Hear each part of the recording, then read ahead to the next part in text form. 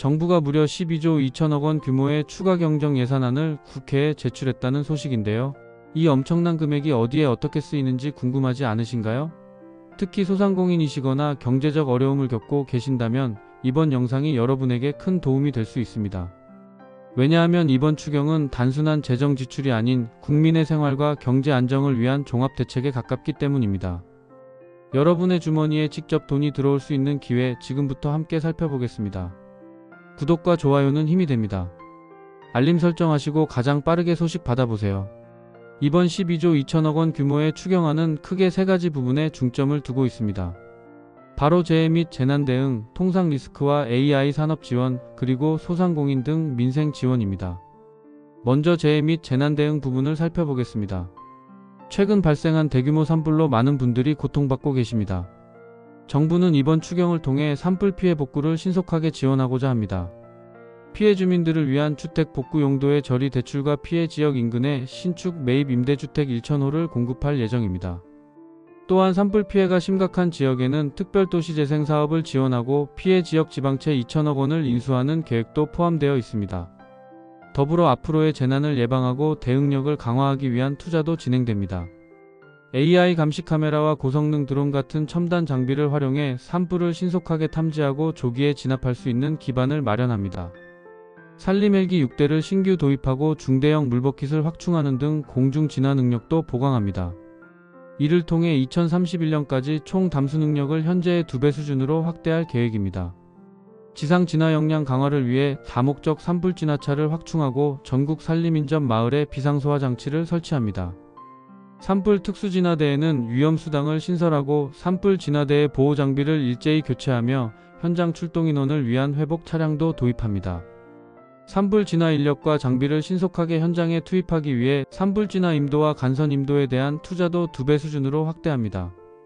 또한 AI와 로봇 등 첨단 기술을 활용해 산불 예측 및 탐지 능력과 진화 기술을 고도화하는 데 지원하고 추가적인 산불 복구 소요와 여름철 태풍, 집중호우 등에 신속하게 대응하기 위한 예비비도 보강합니다. 항공, 노후 하수관로, 도로 안전에 대한 투자도 진행됩니다. 공항시설에 대한 특별점검을 거쳐 활주로, 이탈 방지 장치, 방위각 시설 등 안전시설을 보강하고 싱크홀과 같은 안전사고를 방지하기 위해 노후화되거나 위험한 하수관로와 도로를 조기에 개보수하는 데 지원할 예정입니다. 두 번째로 통상 리스크 대응과 AI 산업 지원 부문입니다. 글로벌 통상 환경의 불확실성이 높아지는 가운데 정부는 기업들의 유동성 경색을 방지하기 위해 정책금융기관을 통한 특별자금을 확충합니다.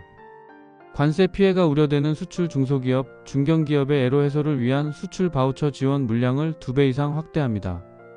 관세 피해가 인정되는 기업에 대해서는 유턴기업 투자보조금 지원 비율을 10% 상향하고 외국인 투자 지원도 확대합니다. 최근 중국의 수출 통제 조치 등으로 공급망 불안이 우려되는 6개 핵심 광물의 조기 비축을 추진하고 비축이나 수입선 다변화가 어려운 고위험 경제안보 품목의 국내 생산 비용 보조 사업을 신설합니다.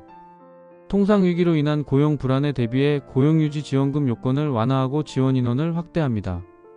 통상 및 산업 여건 변화에 취약한 지역을 대상으로는 지역 맞춤형 고용 둔화 대응 지원 사업을 신설하고 환율 급변동 등 시장 불안 시적기에 대응하기 위해 외화 표시 외국환 평형 채권 발행 한도를 23억 달러 확대합니다.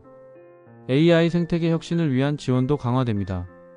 연내 최신 고성능 CPU 1만 장을 확보하고 AI 정예팀을 선발하여 CPU 임차 및 데이터 구매 비용을 지원함으로써 세계 선도 LLM 개발을 뒷받침합니다. 석박사급 이상 인재 양성을 2배로 확대하고 최고급, 고급, 초급, AI 챔피언 등급으로 나누어 단계별 지원을 확대합니다. AI 분야의 유망 중소기업, 벤처기업 등에 투자하는 AI 혁신 펀드의 규모를 2배 이상 확대하고 국산 NPU를 활용한 LLM 추론 서비스 테스트가 가능한 규모의 클러스터형 실증 프로그램을 신설합니다. 반도체 등 첨단 전략 산업의 경쟁력 제고를 위한 지원도 강화됩니다.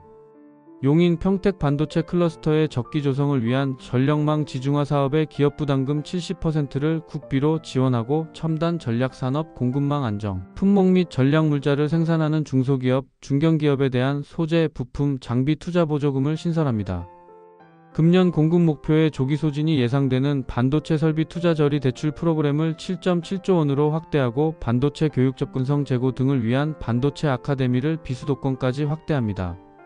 고가의 AI 반도체 실증 장비를 팹리스 기업들도 이용할 수 있도록 공용 장비 2종을 신규 구축할 예정입니다. 마지막으로 소상공인 등 민생 지원 부문입니다. 이 부분이 아마 많은 시청자분들에게 가장 직접적인 혜택이 될 수 있는 내용일 텐데요. 연 매출 3억 원 이하 소상공인 311만 명에게 영업비용 경감을 위한 최대 50만 원의 크레딧을 지원합니다. 이 크레딧은 50만 원 범위 내에서 공과금 및 보험료에 자유롭게 활용할 수 있습니다. 소진기금 융자 및 지역신보 보증을 2.5조 원 확충하고 중신용 소상공인을 대상으로 6개월 무이자 할부를 지원하는 1,000만 원 한도의 신용카드를 발급합니다. 폐업 소상공인의 점포 철거비 및 재기사업화를 지원하는 희망 리턴 패키지도 확대합니다. 어려운 상황에서 다시 일어서려는 분들에게 큰 도움이 될 것으로 기대됩니다. 영세 사업자의 매출 기반 확충을 위한 지원도 강화됩니다. 연 매출 30억 원 이하 사업자에게 사용한 카드 소비 증가액의 20%를 최대 30만 원까지 환급하고 소상공인의 매출 신장과 배달 수수료 부담 완화를 위해 공공배달앱 이용 시에 할인을 지원합니다. 전통시장 등에서 디지털 온누리 상품권으로 결제할 경우 사용액의 10%를 환급하는 행사도 실시하며 장애인들도 불편함 없이 키오스크를 이용할 수 있도록 베리어 프리 기술 개발을 지원합니다. 취약계층의 생활 안정을 위한 지원도 강화됩니다. 저소득 청년, 대학생, 최저신용자를 대상으로 맞춤형 정책 자금을 2,100억 원 추가 공급하고 임금체불 근로자의 생계 보호를 위해 체불임금 국가 대지급금 지원 인원을 확대합니다. 정부는 이번 추경을 필수 추경이라고 표현했습니다. 단순히 돈을 지원하는 것이 아닌 갑작스러운 재난사태, 통상위기, 소상공인 등에 대한 종합적인 대응을 위한 추경을 결정한 것입니다. 이번 추경안이 국회를 원활하게 통과할 수 있을지, 그리고 실제로 집행이 얼마나 이루어질지는 지속적으로 지켜봐야 할 것입니다. 하지만 분명한 것은 이번 추경안이 많은 국민들, 특히 소상공인과 취약계층에게 실질적인 도움이 될 수 있는 내용을 담고 있다는 점입니다. 여러분의 삶에 직접적인 혜택이 될 수 있는 정보였습니다.